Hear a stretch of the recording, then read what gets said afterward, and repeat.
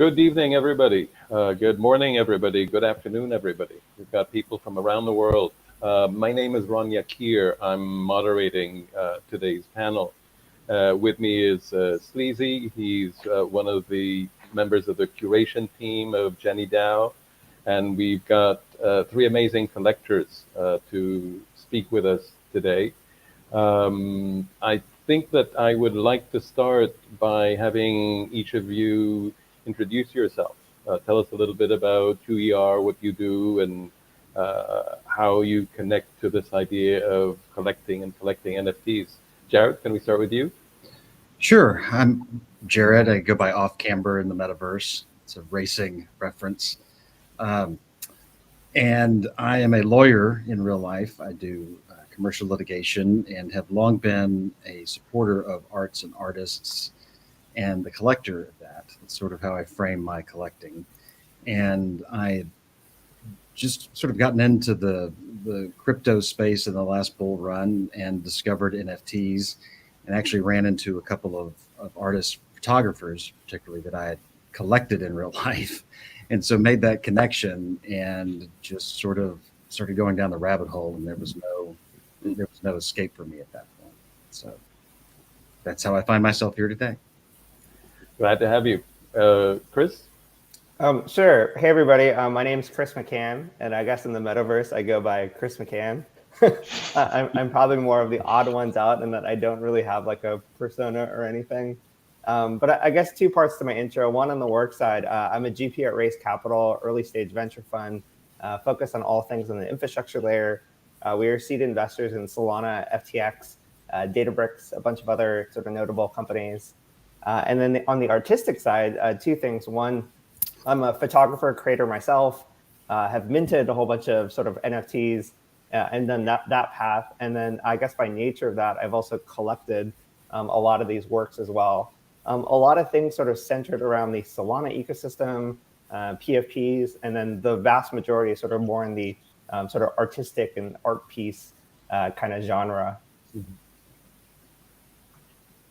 Karma, how about yourself? Hi, I'm Karma Pocket. That's my Web3 name. In real life, my friends call me Jackie Zhang. It's my IRL name. So my crypto journey started in 2017. And my NFT journey, started in early 2021. So it has been a little bit over a year.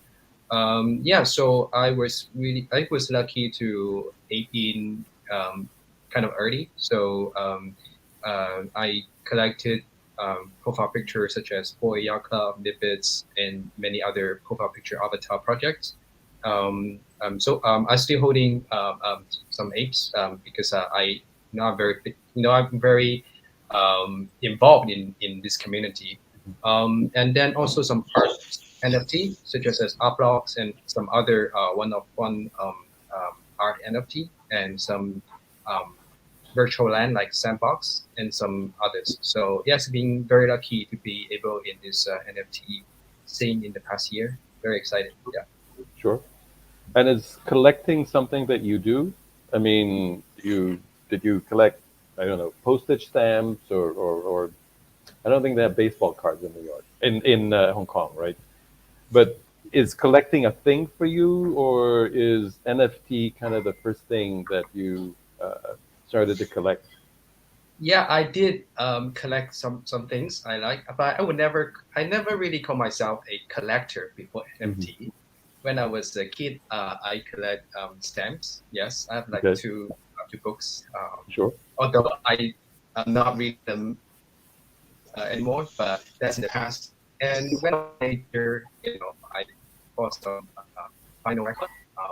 Mm-hmm. Yeah, when I go to a second-hand vinyl store, I see something I really like, I will buy them, and then just put them. Yeah. Mm. That's about it. So NFT is kind of the first art collecting that you're doing. Would that be a correct way to put it? Yes. To be honest, actually, I talked to a lot of friends in the in the NFT circle. Mm. Collecting NFT is something that how they start this collector journey seriously. And I think it has to do with a lot of the community, because when we collect NFT, we are in one community, meaning that there are people that like the same things. We share the culture, and it's like an online community. So I would say it's really easy. There are people who help you to start, tell what's good, what's not good, and then you also have friends to talk with. I think that's really it's really good for someone to start the collector journey. Yes. So Sure. yes, I think that's one part I enjoy as well. Not just seeing the NFT or the art, but also hanging out with a group of people that appreciate that art. Yeah. That's real interesting. As you probably know, this is the third roundtable that we put together, and we're kind of tracing the story of NFTs. We started with the makers. The first roundtable was with photographers, and the second roundtable was with the platforms, uh, galleries in a way, right? If you want to make a parallel between the real art world and the metaverse art world. And this third one is kind of the next link in the chain, which is the collectors. It's the destination of the work that the makers make and the platforms display. And a theme that keeps coming up in every one of these discussions, and correct me if I'm wrong, Sleezy, but the theme that always keeps coming up is this idea of community, is this idea that blockchain and NFTs, the real thing that makes it unique and special for people is the feeling of community. If it's the community of photographers that all get together because they're all kind of exploring this idea of NFT, and these are probably photographers that just by being photographers, every photographer has other friends who are also photographers, but these particular people that we were talking to, the community that developed is over this involvement with NFT. And the platforms, it's also the same way. There's a community, not a rivalry, which to me was really a surprise. Like the real world gallery world is pretty cutthroat, right? Everybody's stealing artists from each other and competing and showing off. But there's a real feeling of community even between those platforms, which for me was a real surprise. So this idea of community is something that keeps coming up over and over again, with whatever layer of this process that we've been talking to. Is that true for you also, Chris? Because I know that you have a hand in all of these aspects that we've been talking to, and this to me seems something which is common to all of the levels that we've discussed. Yeah, maybe let me answer your question sort of in two parts. I guess one, the more traditional answer, and then maybe one to spur some discussion, maybe one a little bit more controversial. From the traditional side, I get a ton of value sort of being part of sort of various communities, from JennyDaos to other collector DAOs. I'm a part of DaVinci and the Solana ecosystem, to a lot of the profile pictures directly, to I actually make a bunch of these things like Playground within the Solana space and sort of the group that's formed around that. And so you can't at all sort of discount the community, access card, ecosystem, group of people, all that sort of stuff. And I'm sure we're all part of our own sort of respective small, big, medium-sized groups out there. But maybe I guess to take the other side a little bit, after a while, when you start to collect a lot of these things, each thing you collect kind of has its own ecosystem and Discord and community and whatever. And very quickly, the stuff becomes super overwhelming. I mean, I can literally spend 24/7 on Discord, and I probably wouldn't be able to keep up with everything that's going on. So at least for me, a lot of the works, especially on the artistic side that I like to collect, I actually just collect them for its pure aesthetic art form. I actually just like it personally. I don't know. It brings me joy to say sort of the Maria Kondo line. So yes, community is important, but I also think there's other aspects from, again, I tend to be more of a sort of visual aesthetic collector, but I have friends who are doing this more for trading purposes or They like to sort of buy and sell these things. So there's lots of disaggregated reasons on why people collect stuff. Community is one and an important aspect, but not the only one by far. Right. Jared, I think that of all of us present here, you're the one who is most experienced as a collector, both off-chain and on-chain. Can you speak to that and your journey from off-chain collecting to on-chain, which I don't think has replaced your off-chain collecting, right? It's just augmented it. It's just another venue for you. Is that right? That's correct. I have always, in my adult life, wanted to. For me, collecting was more about connection with the artists and supporting up and coming artists.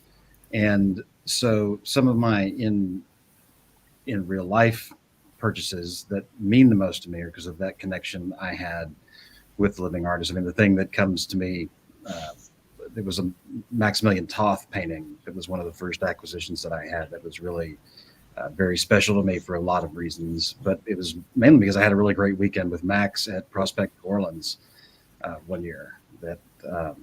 And so that was sort of how I approached it. I never thought about it in terms of, I'm doing this to make money. It would be nice to be able to get your money out of it if you ever needed to, but I was not at the level where, buying a Monet and hoping that it would 4 or 5x. Right. And so that was the base of the transition for me to being on chain. I just started dabbling in crypto because I was determined not to miss out on crypto like I missed out on, the 90s .com era. And FOMO is a bitch. Yes. And so that's how I started exploring in that and found, like I said earlier, ran into a couple of artists. Alejandro Cartagena, who did Carpoolers, was the first one that I ran into. And Alejandro was doing some amazing things with, developing communities like they did with Obscura DAO and Fellowship Trust and onboarding artists. So it's been really interesting to watch that. And so I started by supporting him and what he was doing, because that's sort of my collecting paradigm is I like this artist. I want to support that artist. I want everybody to be able to enjoy that art. Sure. Not exclusionary. So, and that's what I think is wonderful about the NFTs is it can be shared so broadly, but we can sort of contain the value in the connection with the artist and the token. That was sort of a rambling answer. I don't know if that. No. That's fine. This idea of sharing, right? So this idea of sharing your collection. And so you've set up a place where you share and where people can go and look at your collection. How do you share your collection? Well, right now I don't do a very good job of that. I've got a on Cyber collection, which I think is a really interesting product. I think that in 5-10 years, it's going to be that method of immersive display is going to be where we all are. But there it is. But it is a little difficult. I think I'm working on setting up a gallery SO space that's just a little more centric on the art in 2 dimensions. So but what's interesting about this gallery space is you do kind of have to think about what is grouped together. So there are a couple of it's Who We Are. Christina de Medel is who we're looking at on the left. That was an Obscura DAO. They're curated collection, apiary by Brian Friend. And so these are all the Christina de Medel that we're looking at there in the middle with the light green background. That was an Obscura DAO project, was the first, one of the first collections that was native NFT. And so that a lot of these others, apiary, just the right is a wonderful image, a lot of narrative happening there, but was originally book. Who We Are series on the left, Gabriella Morton, who's a New Zealand photographer.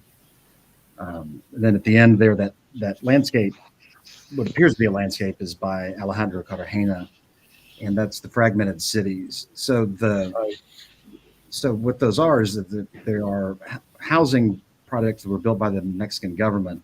Right. That then with the drug war, a lot of those are empty. So if you look really closely at that image, you can see that the houses to the left are occupied, and as you move up, they're slowly more abandoned.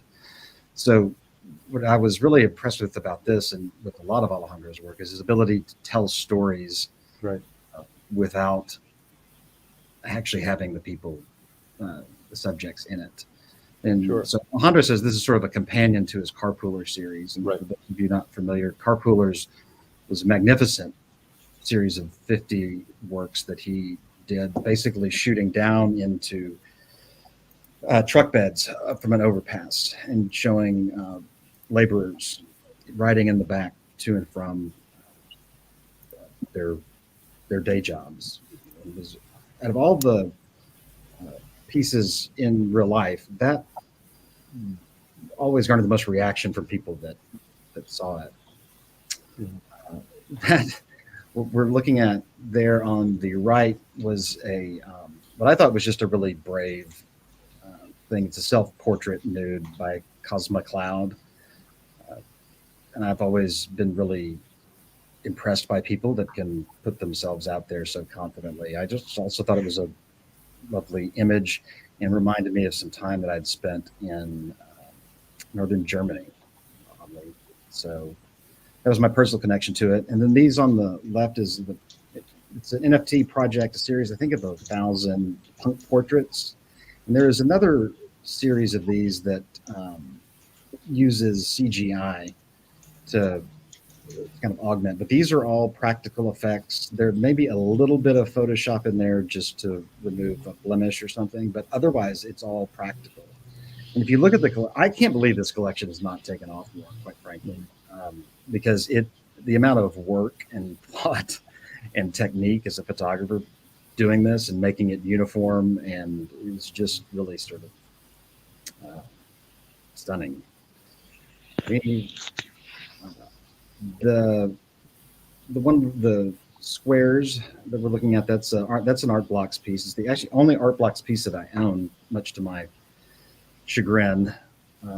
It's Endless Nameless by Raphael Rosendale, I think is his name. And he's a Canadian artist that works a lot with light and color. So that reminded me of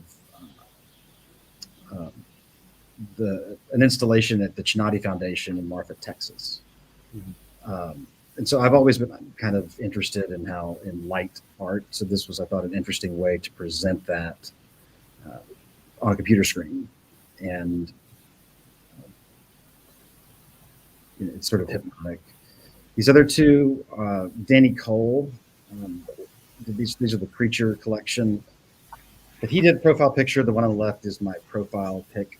That was right after the ENS drop, and I had a little extra change walking around my pocket. And so the one on the left is actually a rare one that Tropo Farmer had minted, and so I bought it directly from him, and that's what I use as my profile picture. By the way, Jared, you're making me jealous. I wish I had like a big, huge gallery of all my stuff that I could show off like this too.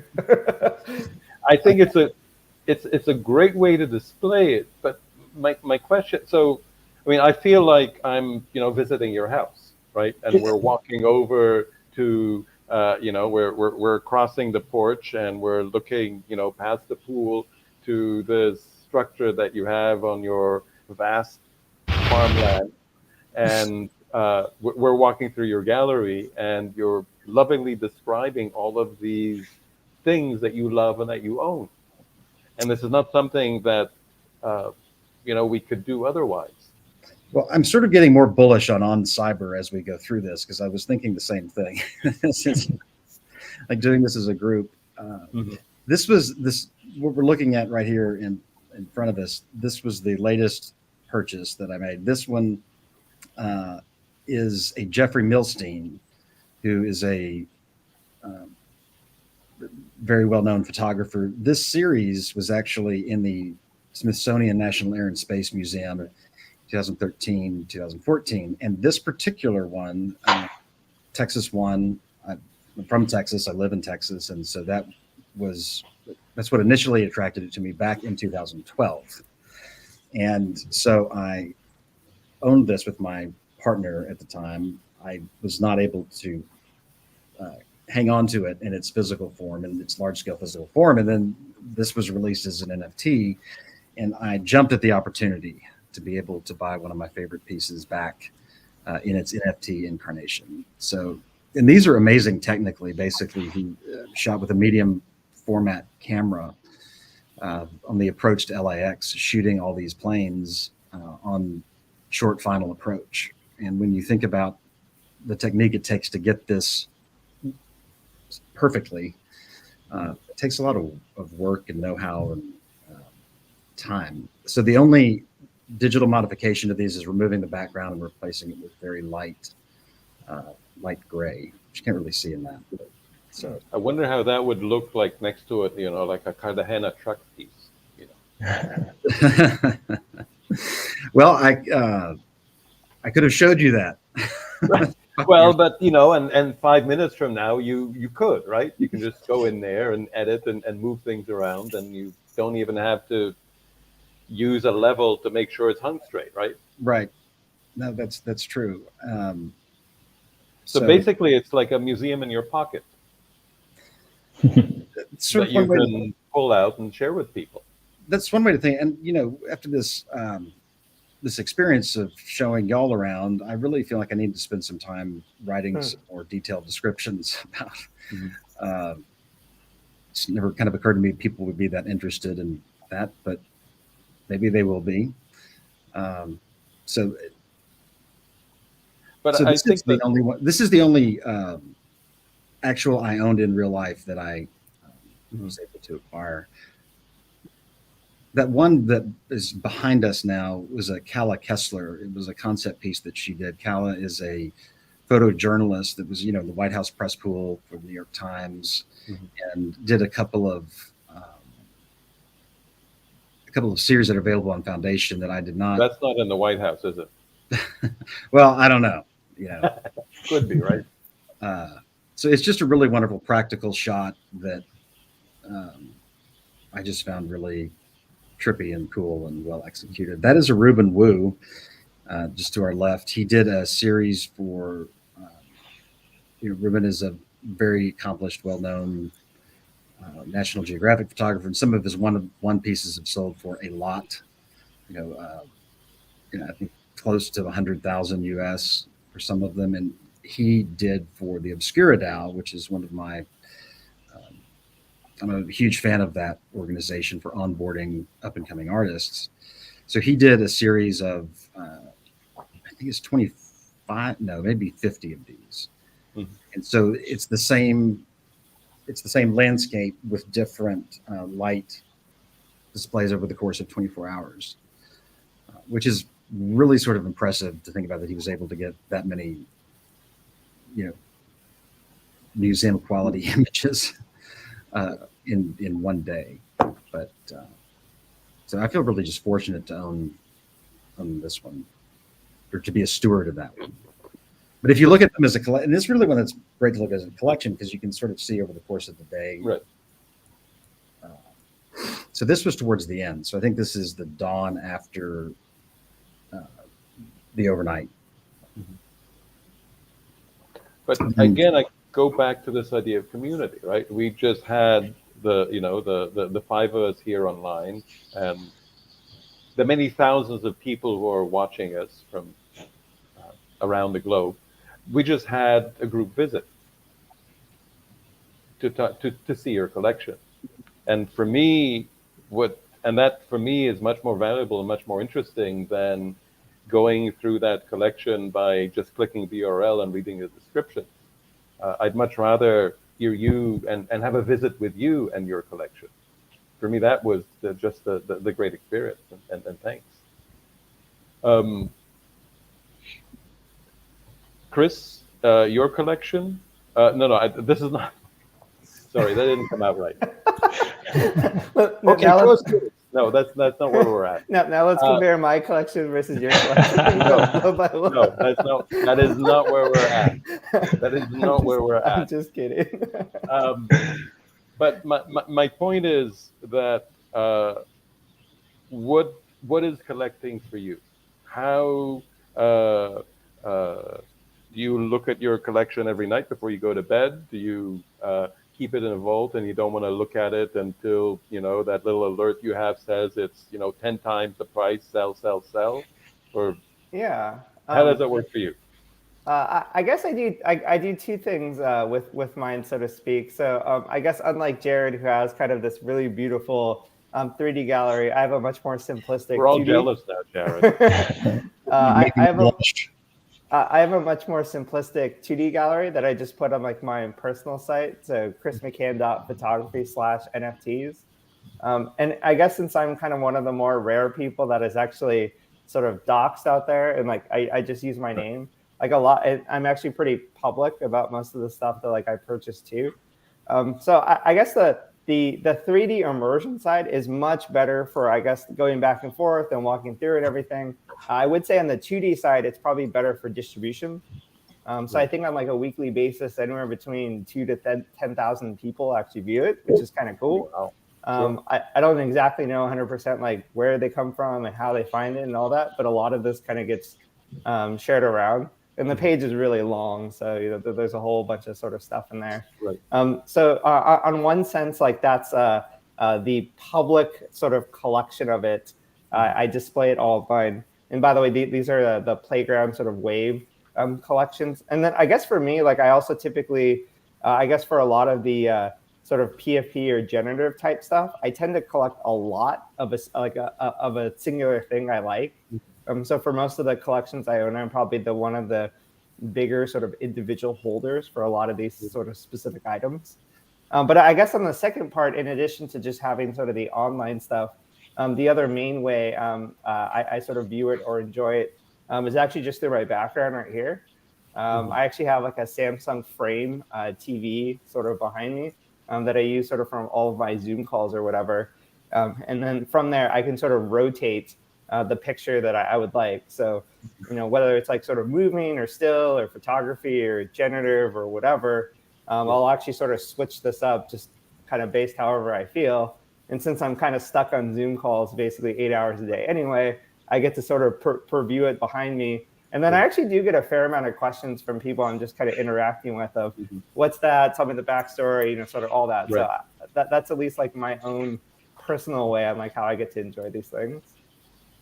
It brings to mind, I don't know how long ago this is, but when it was a big deal that Bill Gates built this big house, right? And he had these high resolution screens all over the place. And I think he purchased some collections, right? Do you remember this story? I'm not making this up, right? No, well, Bill Gates probably had a much more impressive, bigger collection than me. I don't know if he had bigger screens though. That's a very nice screen behind you. Yeah, it's a 85-inch Samsung frame. Like I said. Yeah, which is it's a really cool thing to have behind it. And then Samsung, they also do this like art mode, so you can like they have like a library of photographs from like well-known photographers or whatever that are part of it. But the part that I like is you can insert your own sort of just through sort of USB stick or whatever. And so, yeah, at least for me, it's like the website stuff and then behind my Zoom camera. Again, for me, that's like my way of enjoying these things. I think that's great. Now, your collection, if you can go back to the webpage, there's a very big contrast in terms of your collection and what we just saw from Jared's collection. Jared's collections are one of ones, right, Jared? These are in the same way that you would purchase an original print or a small edition of a print.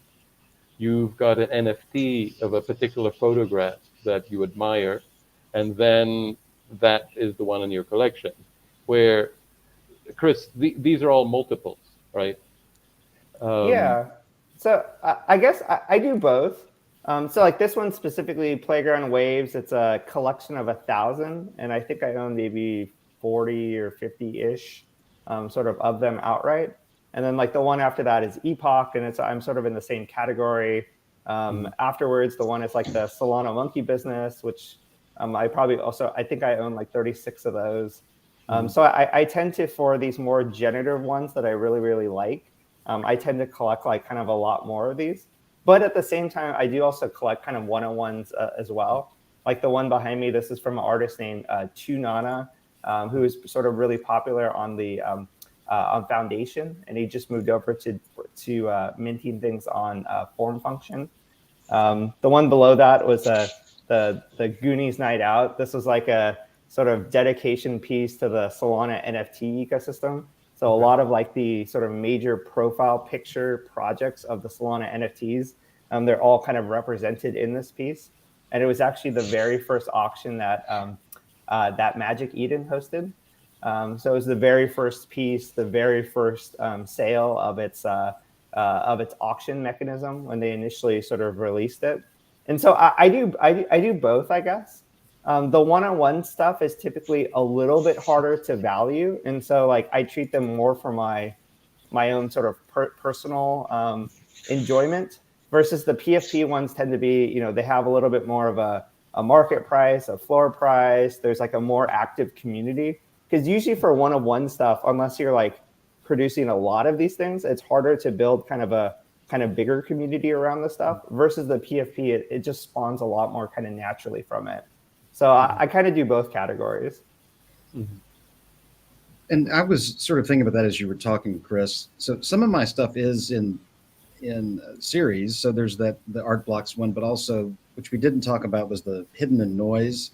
There's 2 video art pieces on the back, and which, you know, there is a Discord for that, but it's not particularly lively because it's a legitimate art project. I don't know how much. You know, I don't expect artists to develop a community for me, right? Or to have moderators. I'd like for them to be focusing on the art that they're making. And so, you know, it's certainly not a one size fits all thing. But on the other hand, so there's some of the things like, you know, the Creatures, which Danny Cole's art project. And so that is a pretty robust community. And what he's doing there with his team about journeying through art is in my experience unique to that community.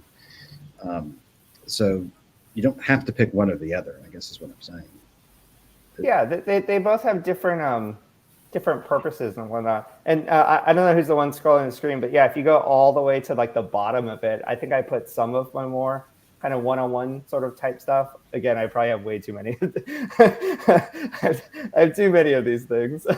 But yeah, if you go all the way to the bottom, a lot more of like the sort of more specific sort of one-on-ones are kind of down there that I've done. And honestly, I probably haven't updated this sort of fully with a lot of that, a lot more of those things. So I probably need to kind of go back and update it. I've been a little bit more bad at that part. It's interesting how we're all feeling a little sheepish about our collections. I think it's an indication of how much we actually care about them, though, right? Absolutely. It's an emotional thing, collecting, right? And it's also a private thing. And here we are out, right? It's like super docs. It is a little exposed and vulnerable. You're right. Well, to each to the extent that they're comfortable with. Nothing's a given. Karma, what do you collect?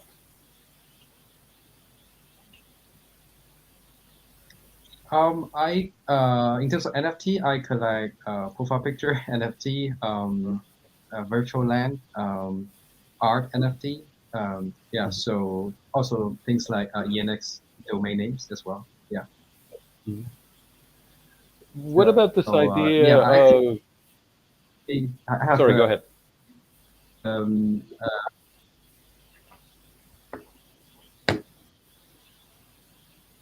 No, go ahead. So this idea of NFTs and profile pictures, that's something that I want to understand more about, right? A profile picture is something that identifies you, right? Or presents you the way that you would like to be identified. And if you're using a profile picture that says, "Oh, okay, he owns a Bored Ape," right, or yacht club, what does that say about that person when that is their profile picture? Well, the funny thing is, nowadays a lot of profile picture collectors, they have more than one. They might have Mhm. 10, 20, 30. But in Right, fact, we don't really need that many, right? You right. can just pick one to represent yourself. Mhm. That's first thing. Second, I didn't really have that strong feeling having a 4.8 as my profile picture. I, just something that how we started and then use it. Slowly after this space is growing, more and more new people join, and somehow it became a kind of like an OG status. Mhm. That means like, oh, you've been in this Right. space long enough, you know. So people will start kind of like look at you from kind of different perspective. Mhm. Uh, Maybe it's some kind of respect, Mhm. or some people might think it's a way of show off, right? Mhm. So for me, I don't really change my profile picture. I just use the same one because um, I that really connects with me, and I don't see the point of like it's not like changing your you have multiple Ferrari and Porsche, you drive different one go out. For me, it's not like that. It's just Right. a picture to show on social media. Yeah, Mhm. so that's how I see. And this one board eight, the one with red T-shirt. The Yep. reason why I want to share that one is because actually I partnered with a brand called Complex. They are a U.S. kind of digital media firm, so very big in the sneaker collection. So I authorize them to use my IP, and then we make a series of merchandise. This is Mm. my okay, my eight here, very small, and Got it. then yes, a complex in the back. Mm. Yep. So it's I didn't really plan to use it for make money in that way, but somehow it just happened. So it's a new experience for me to actually see your collection turn into a merchandise, and Sure. then they promote that for you. So Mhm. that's a new experience using the profile picture in the real world. That's the Mhm. first one. Yeah, and then I have some others that I sent. I really want to share a art piece. Yes, this is one. So I'm not a person that's flip profile picture. Okay, I recently maybe after certain time into this space, uh, I sort of look for things that I really like. I would not care about the price go up or down in the future. I just find it because I like it. And this one is created by a artist called Xu Bin, and he is famous for using Chinese calligraphy and then turn that into English alphabets. All right. So for Chinese people, those actually are not Chinese characters. They don't recognize them, Right. but it's actually English words. Okay, it's a poem. This one. It's a actually a environmental friendly NFT project. All the proceeds from this NFT go to plant trees, and then the holders get to choose where to plant those trees. So from the right hand side and then on the top, actually it's the English word der. Okay, and then so that's one word. And then so that's like a full poem, and it's about appreciation of the nature, things like that. So yeah, so for me, when I know about the whole story behind it, it's more than a visual art. It has story, has purpose, has meaning. So yeah, I'm really happy to have that NFT in my wallet, Sure. OpenSea account. Something when a friend comes, just like today, you guys ask me, wait, what do you collect? I Right. have something that's more than a profile picture, more than names. Absolutely. Absolutely. Absolutely. Yeah. I think So Shu Bing's great. He's got this wonderful piece at the Hong Kong Museum of Art. right? I don't know if you've seen that installation where he's got his invented alphabet. It's kind of hanging from the ceiling and it's all over the floor. He's extremely inventive, and I'm glad I didn't know he was in this space as well, which makes it kind of a problem right now that any kind of crypto transaction is outlawed in China. I'm not sure how that works, but I think that's beyond the scope of our roundtable today. Maybe this is something we're going to deal with another time. Yeah. But this is wonderful. I'm very glad to see him working in this space as well, because I know that he's been so much in the forefront of many other things that he's been doing. So, Jared, you pointed out to one NFT that you're saying that's the one I'm using as my profile picture. Yes.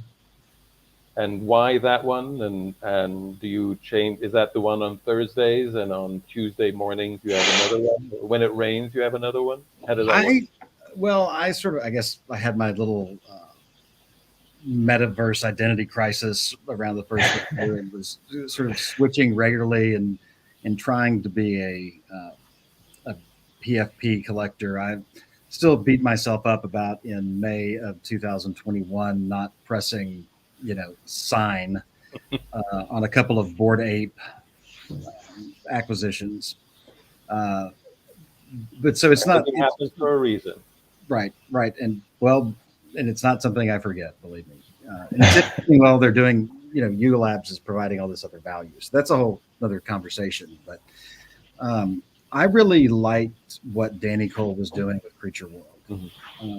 He was an artist that had done the work in real life and had developed a following, and his sort of, concept of how this can be used to experience art. So I bought one, and really just kind of like the community. And then I was on a vacation and I saw this one pop up, which is Thermal, which is his, I guess, signature, well known. I mean, the sweaters, you may have seen the thermal sweaters, which are pretty dope.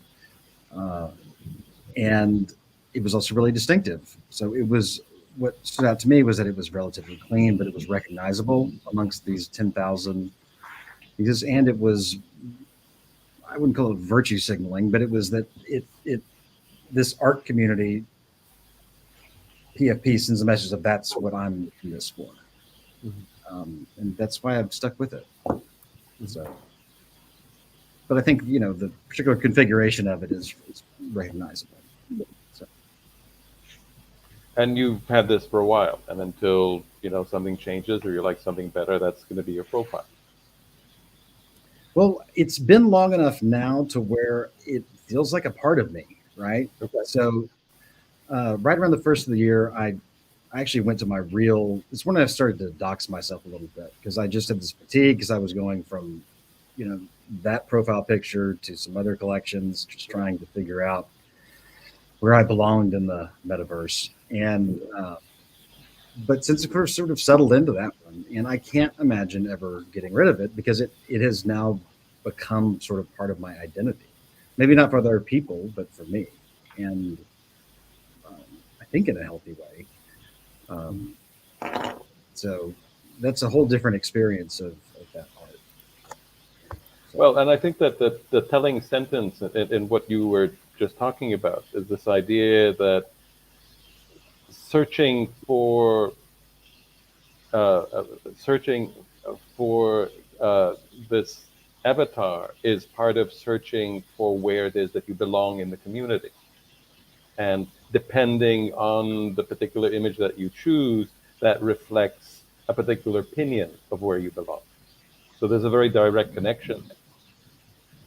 Now, Sleezy, you're also a collector, and you have a collection of your own, but you're also a collector on behalf of a collective, right? On behalf of JennyDao, mm-hmm.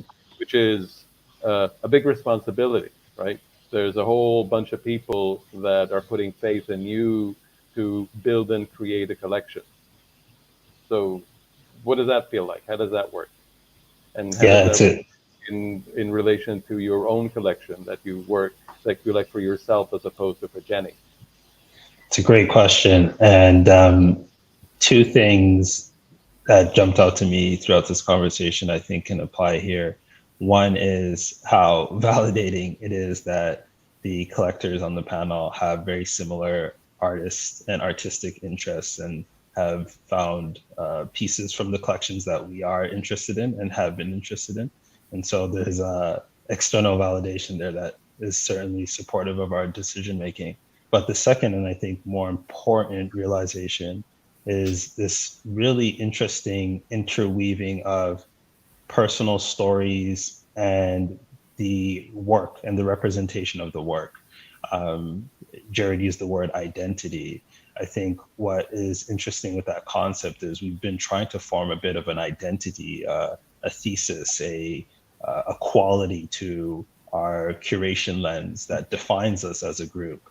And what's been fun with that is to think about that in like practical, tangible, like aesthetic dimensions, but also in more philosophical and qualitative dimensions, and just thinking about what are the things that we fall or tend to want to fall in. What is the sort of storytelling that we want to tell as a collective? And me and my counterpart, B123, really take great pains, probably to a fault, to make sure that the pieces that we are looking at feel connected and true of the sort of identity that we're looking to form as a group. So the collection that you have at JennyDao, is it mostly one-on-ones, one-of-ones, or? Yeah, the vast majority are one-of-ones, and I think rarity is one of the principles that we probably infuse into the lens that we apply. We do have PFPs as well and bigger collections, but we really take our time to get to know the stories that the artists are looking to carry throughout the work and their own personal stories, and how we can infuse those and board those into our own collective story. So you're actually sitting at an intersection of a whole bunch of communities, right? On the one hand, you're representing as a collector an entire community, which is the DAO community, the JennyDao community. And on the other hand, you're the point of contact for that entire community with the communities of the platforms and the artists that you collect, right? So there's a lot of integration that's going on there. It's layered. It's like meta community, like the global narratives that we're trying to tap into.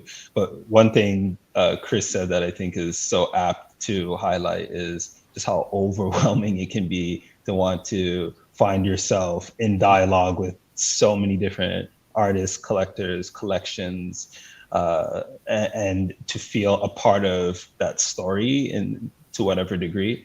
And I know we struggle with that and are still trying to figure it out, but it's been really interesting to have this almost this double-edged sword of having access and ongoing dialogue with so many spaces that we wanted to be in concert with, but now having so much to choose from and so little time to try and do that. It's been interesting to learn how to prioritize and understand where it is that we do want to be a part of the conversation.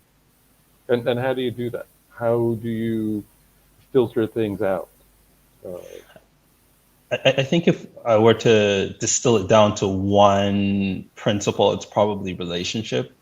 We tend to fall into rhythm with the founders and artists that really focus on building rapport and relationship with us on a continuous basis. And a lot of them have been featured in our panel series here. Right. It really isn't just a one-off transactional dynamic that we've established with them. It's an ongoing conversation to see where they are, where their visions are, and how they're managing themselves within their own space and the groups that they're associated with.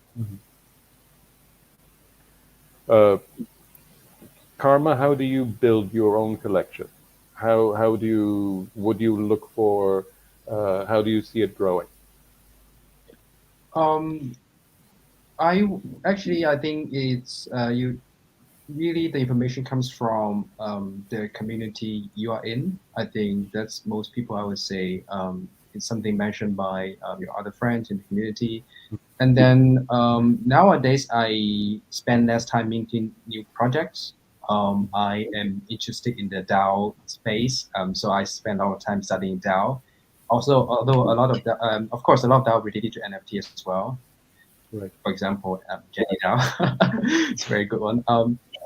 Yeah, and so I think that's for me. It kind of changed from earlier days, spend a lot of times on Discord, on OpenSea, and then after that was a good time. The space was just like booming and a lot of new people. For me, after a while, it kind of like I want to take a break, to balance my real life and then my NFT life. Yeah.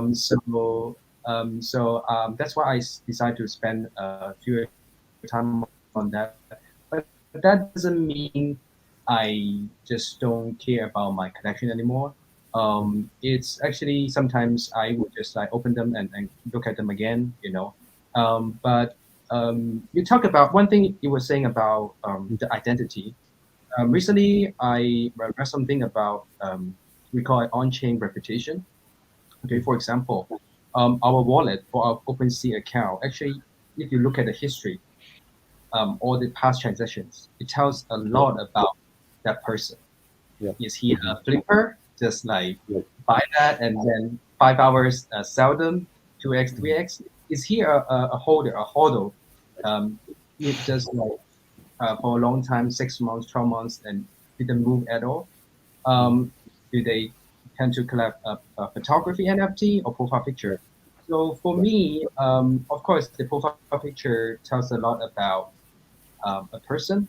But if you get the chance to look what the other things in that wallet, in the account, and also the history, the past transactions, you should be able to find out more about that person if you want. Right. Yeah. Right. So yeah. I'm just thinking of the next startup, which is going to be some scraping engine that uses AI to match artists with collectors, right, based on their transactions and past holdings. Okay. Yeah, I'll make a note of that. Oops, I said that out loud, didn't I?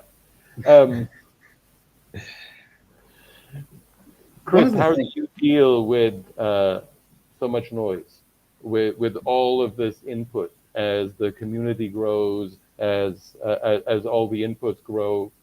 Are you becoming more selective? Are you withdrawing? Are you just riding the wave?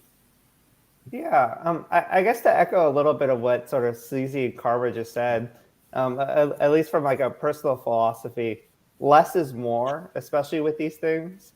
I don't try to catch the next hottest trend that like everybody's talking about and just ape into like a bunch of things. I know there are definitely people who are very successful at this who have much more of a trader mentality. But for me, I'm much more of like the collector mentality. In fact, I think of all the NFTs I've ever bought, I think I've maybe only sold maybe like one or two of them. I just tend to kind of like hold these things for as long as I humanly can. And so I have to be very careful about like what I get into. And then I guess the second principle is like if there's something I find, I try to collect for depth. So if it's a collection of 1,000 or 5,000 or 10,000, I try to get a bunch. Or even if it's like a one-on-one specific artist, like I'll actually try to buy a lot of pieces from like the artist specifically. And then just to echo some of the comments too, a lot of this is intermediated through a lot of the collector DAOs I'm a part of. So in addition to JennyDao, it's like the DaVinci DAO, the Playground DAO, and a handful of others. And we are fairly active with some of these purchases. Like maybe one other to highlight, Thank You X, which is kind of a well-known both traditional artist and sort of NFT artist. He recently released his very first piece, a one-on-one piece called Explore on the Solana ecosystem through Magic Eden. And through DaVinci DAO, we were able to collect it. And now it's the single most expensive one-on-one art piece sort of ever sold within the network itself. I thought it was just beautifully stunning. So like I'm very happy to be kind of a steward of that asset. But we don't do these things regularly all the time, but things that are special or like I just really fall in love with, or the story or the artist or something that catches me, like we will 100%. I will 100% sort of pay attention to these kind of things. So do you see your collecting via DAO as kind of a leveraging mechanism that allows you to partake in larger, more expensive collections because you're doing this as part of a community? Yeah, definitely. I guess as an individual person buying pieces of 100,000 plus, like it would get kind of it would be Sure. kind of a costly hobby after a while, and Yeah. my wife upstairs might start to yell at me a little bit more. But yeah, the nice thing is through a collective, you get these two aspects. One, you do get Sure. kind of this multiplicative effect, where now it's the sort of collective sort of pot, if you will, so you have more to Right. play with. And then probably more importantly, you also have sort of collective friendship, Sure. where you have like, when you're out sort of in auction, purchasing one of these, everybody's behind you, sort of rooting each other up. And like, there's this fun dynamic and like all this sort of stuff. And then for some of them, like the Da Vinci and Playground one, I actually act as like the sort of treasurer as well. So like the multi-sig signer and sort of being part of that whole process too. But yeah, I definitely think it's a leverage on sort of multiple factors, not just the pure capital side. But yeah, that makes things much more manageable rather than trying to do it all myself. Sure. Well, and one of the things I just Go ahead, up, Crystal, what you were saying was that I find exciting as like an old, old timey sunset collector, right?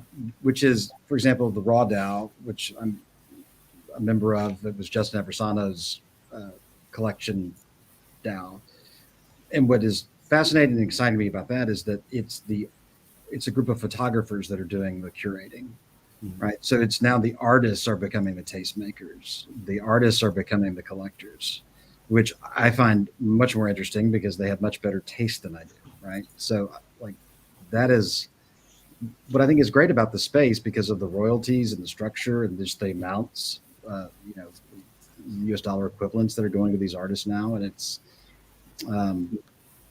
I mean, it's almost a renaissance, right, of power shift, and that's what I think is really most exciting thing about all this is to see, kind of watch what happens. Sure. Sleazy, can you speak to that as also somebody who's collecting in person and collecting as part of a collective? Yeah, I think the points that Chris raised were so relatable and so important. The supportive community aspect of being able to choose something that more than just you appreciate feels like this really interesting bonding piece between a group. It's almost as if you're like enjoying watching a movie together with friends, which is really amazing and has been encouraging to me. I also find the practical reality of having a larger budget to play with and to be a bit more ambitious and having a longer term scope of your collection pieces really propelling of what you can do as a curator and a collector. What I really love that we've been playing with is not just collecting the pieces and then storing them in a wallet and calling it a day, but having them posted within the Discord so that people can react to and start dialogue around, and so that the pieces take on their own life within our system. So the forum that it creates, the conversational piece, has been really inspiring to me, and I really like that we can react and not just fall into one accord of what we think good looks like. I know and can recognize my biases in a way that I hadn't been able to before, because as a personal collector, I have just the echo chambers and myopic way of seeing things oftentimes, that having the pieces put into an open forum of people who are invested in the DAO, having that dialogue makes a much more meaningful, more refined way of curating things. Right.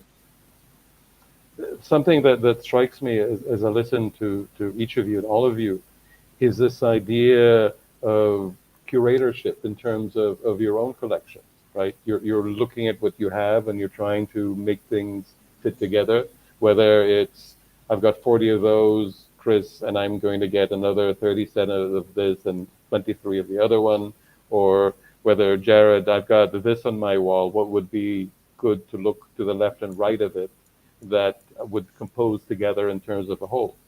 So the collection develops an identity, right? And it develops an identity of the collector, as any collection would. And as the identity shifts, it's not just the profile picture, right? It's the nature of the collection that evolves. And I think that, I mean, the big advantage of a collection of NFTs doesn't take up any room, right? I mean, you don't need. And the danger. Right. Exactly. For better, for worse. You're never really, well, yeah, it's like everything else, right? It's got two sides to it. You're never going to run out of wall space in your virtual gallery, Jared, right? You just, increase your membership level to like super collector and you get 3 more rooms to walk into after that. Yes. I think as a NFT collector, it's so easy to make you run out of ETH, not war, but ETH. That's kind of like a shopping danger, right? That's not the collecting, that's the shopping part. Good. It's a good opportunity to practice mindfulness. Absolutely. Absolutely. Be thankful for what you have and not. Which I think is a great point to start winding down. Any kind of final thoughts from any of you? This has been a great conversation. I've learned a lot. I'm very happy to have met each and every one of you. I've learned a lot about collecting. I've learned a lot about each of you and how and what you do things. Any thoughts that you want to share as we wind down? Yeah, maybe I'll just do a short final thought. Like, I guess for everybody listening, this could feel like, I don't know, in some sense, it could feel like a very overwhelming or very expensive thing or something. But the really nice thing about collecting, specifically NFTs, is you can start as small as you want. And you don't need to collect like the most popular thing out there or the most expensive thing. Honestly, find something that you like for like your own reason, whatever it may be, whatever resonates with you. It could be super cheap. It could be unknown. It could be passed over, whatever. But just like start small and just buy like a couple of these things for yourself. And like you could always kind of expand outward from there. You don't have to go big to start. Sure. I agree with what Chris said in that regard. It's difficult to figure out what the market is going to like, at least for me. And so worst case scenario, if you buy something you like, of an artist that you want to support, at the end of the day, you still have that. Mm-hmm. And I think that I'm really excited to see both the artist-driven curation and tastemaking, but I also think it's going to be wonderful to watch what happens after the merge of Ethereum to proof of stake and eliminating a lot of the environmental concerns, which I think are underestimated in this space. And I think that once that happens this summer or whenever it ends up happening, we're going to see this explosion of participation, because as we've all experienced, I mean, once you get in, it's a wonderful place to be. So and I think you're right. That's been one of the things that's holding people back, right? The environmental concerns. And I think we're getting close to resolving that, and I can't wait to see what happens. Absolutely. Good. Anything else? I'll just chime in quickly. Sorry, go ahead, Karma. All right, go ahead, Sleezy. I was going to say, aside from your brilliant hosting and facilitating skills, Ron, what has been really special to me in this NFT collection journey has been the sharing of space with different people who have different commitments and interests and are willing to have healthy, productive dialogue. Whereas I find the parallel in the real world, in the art world, it's a bit combative and competitive, and oftentimes alienating. And so I couldn't imagine myself as a art collector in my separate life getting Right. into a talk and sharing pieces in a way that is as humble and as approachable as the three panelists here. And Absolutely. I think that is remarkable and something we should hold on to.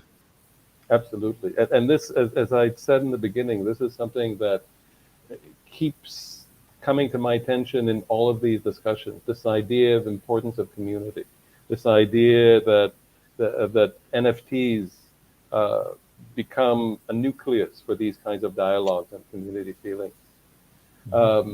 And this series of talks that we've been having and will continue to be having about once a month, I think is a reflection of that as well. So I want to thank all of you for staying up or getting up early, as the case may be, and sharing with us and with all of us. It's been a pleasure speaking with all of you.